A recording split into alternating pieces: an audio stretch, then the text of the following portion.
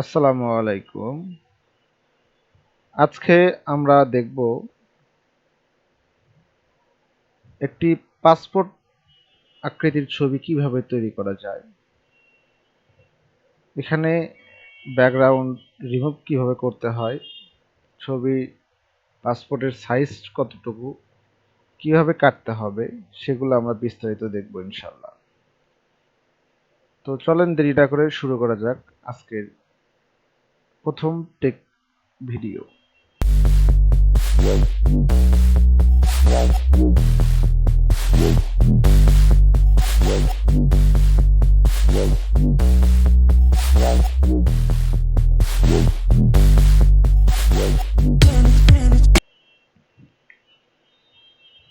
তো শুরুতে আমরা ফটোশপ ওপেন করব। আপনারা বিভিন্ন কম্পিউটারের কনফিগারেশন অনুযায়ী বিভিন্ন ফটোশপের ভার্সন ইউজ করছেন। আমারটা ফটোশপ সিসি 2019 আমি ইউজ করছি। আপনারা কেউ 7 ইউজ করছেন, কেউ CS6 ইউজ করছেন, বা কেউ 24 ইউজ করছেন। যে যেভাবেই করেন না কেন, ব্যাকগ্রাউন্ড রিমুভ সিস্টেমটা একই।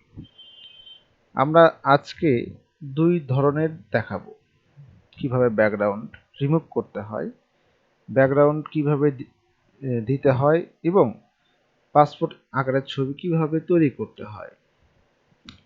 তো বেশি কথা না বাড়িয়ে আমরা একটা ছবি নেই। এখানে দেখুন, আমার এখানে একটা ছবি আছে। ছবিটি আমরা টেনে ধরে আমরা এখানে ফটোশপে নিয়ে আসব। এইভাবে আমরা নিতে পারি, একটু সময় নেবে। হ্যাঁ, অথবা আমরা যদি কেটে কেটে দেই, দিয়ে ফাইল থেকে ওপেন করার সময় একটা পপ আপ মেনু আসবে। এখানে দেখুন, আমার এখানে ডিফল্ট আকারে ডাউনলোড ধরা আছে বিধায় ছবিটা এখানে আসে। অনেকই ডেস্কটপ আসতে পারে, এরকম আসতে থাকতে পারে, বা ডকুমেন্ট থাকতে পারে। তো আমরা ফাইলটি যেখানে রাখবো সেখানে যাব, ডাউনলোডে যাব। ডাউনলোড থেকে ফাইলটা জাস্ট ক্লিক দিব, ওপেন করব। ওপেন করলে আমার ফাইলটা ওপেন হয়ে যাচ্ছে। এখন আমরা এই ছবিটা, যেহেতু এটা পাসপোর্ট আকারের ছবি নয়, এটা আমাদের ছবিটা পাসপোর্ট আকারে করতে হবে। আমরা ছবির সাইজটা আমরা চাইলে দেখতে পারি এটা কোন সাইজের ছবি হয়ে আছে।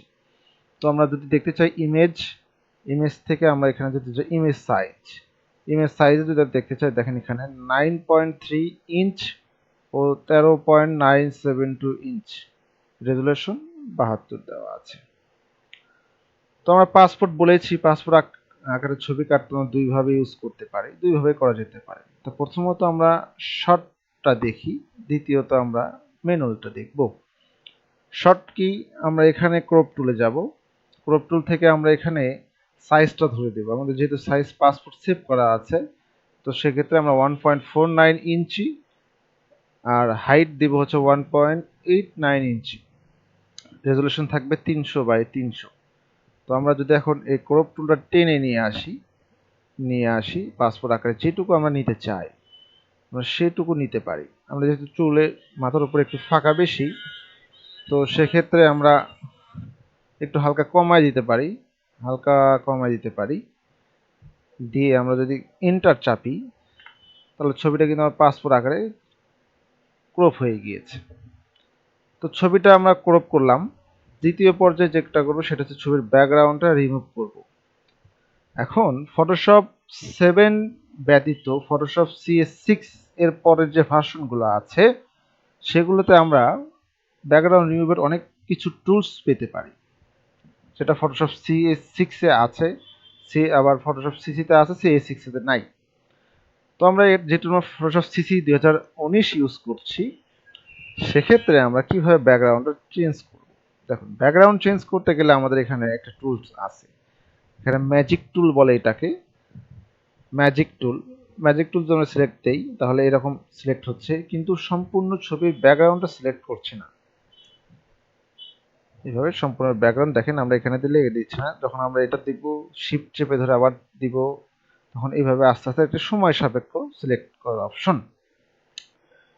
যদি আমরা এটা না দিয়ে আমরা আরো কিছু টুলস দেখি, যেমন এখানে আছে কুইক সিলেকশন টুল।